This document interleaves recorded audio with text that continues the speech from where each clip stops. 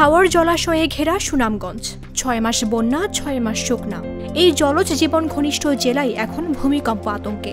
Dawki fault Sylhet Sunamganj থেকে মাত্র ৬০ kilometre দূরে। সক্রিয় এই ফল্ট লাইনের টেকটনিক নড়াচড়ায় প্রায়ই কেঁপে ওঠে এই অঞ্চল। ২০১৯ সালের এই শহরের ঝুঁকিপূর্ণ ভবন চিহ্নিত করে পৌরসভা। তবুও ব্যাঙের ছাতার মতো গড়ে উঠেছে হাজারের বেশি বহুতল ভবন, অধিকাংশই বিল্ডিং কোড, সেটব্যাক কিংবা ভূমি পরীক্ষা ছাড়াই। বাংলাদেশের এখন আলোচিত বিষয় ভূমিকম্প। হাওর বেষ্টিত সুনামগঞ্জ জেলা মেঘালয়ের পাদদেশে অবস্থিত হওয়ায় ভূমিকম্পের একটা রেড জোন কিন্তু সুনামগঞ্জে।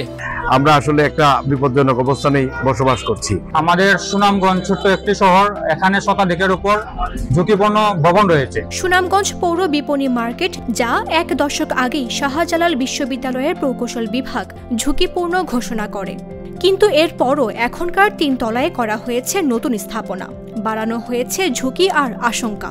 যদি একটা ভূমিকম্প হয় তাহলে ওই যে বিশেষ বিল্ডিং গুলা পরিকল্পিত না অপরিকল্পিত, একতলার অনুমোদন দেওয়া হইতেছে, 2 তলা করা হইতেছে, 3 তলা করা হইতেছে। যারা আমরা অনুমোদন দিতেছে তারা এগুলার তদারকি নাই, যার ফলে মানে রিস্কের মধ্যে আছে। শুধু বিপণী মার্কেট নয়, পৌরসভার ২, ৩, ৪ ও ৫ নম্বর ওয়ার্ডকে হাই রিস্ক জোন হিসেবে চিহ্নিত করেছে ন্যাশনাল রেজিলিয়েন্স প্রোগ্রাম। আমরা বর্তমানে বাংলাদেশের ভূমিকম্পের যে রেড জোন চিহ্নিত করেছি, সেই রেড জোনের অংশ হিসেবে সুনামগঞ্জ এবং সিলেট রেড জোনের অন্তর্ভুক্ত হয়েছে। ভূমিকম্পের যে মাত্রা এবং যে আশঙ্কা, এই আশঙ্কার ভিত্তিতে অবিলম্বে ঝুঁকিপূর্ণ ভবনগুলো চিহ্নিত করে, স্থাপনাগুলো চিহ্নিত করে, এগুলো সংস্কার বা এগুলো থেকে প্রাণহানি ঠেকানোর জন্য মানুষকে সরানোর উদ্যোগ নেওয়া উচিত। পরিবেশ বিশ্লেষকরাও বলছেন, বড় ভূমিকম্প হলে সুনামগঞ্জ শহরে ঘটতে পারে ব্যাপক প্রাণহানি।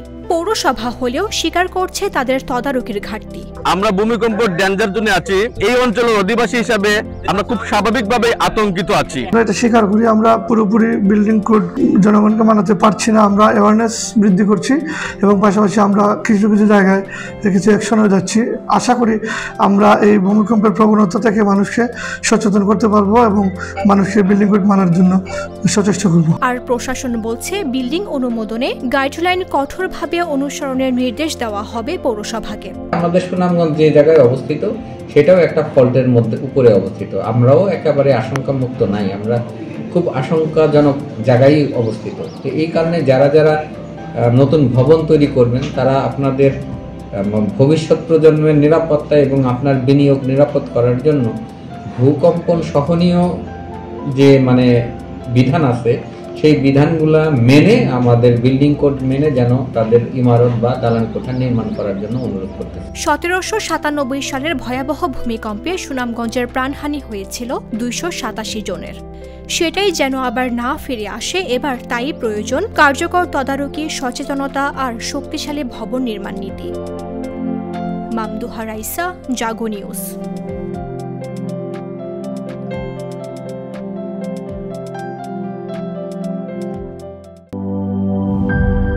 4 গুণ শক্তিশালী এনজাইম ও অধিক ফেনা সমৃদ্ধ অরিক সিলভার ওয়াশ মাত্র ৭০ টাকায়।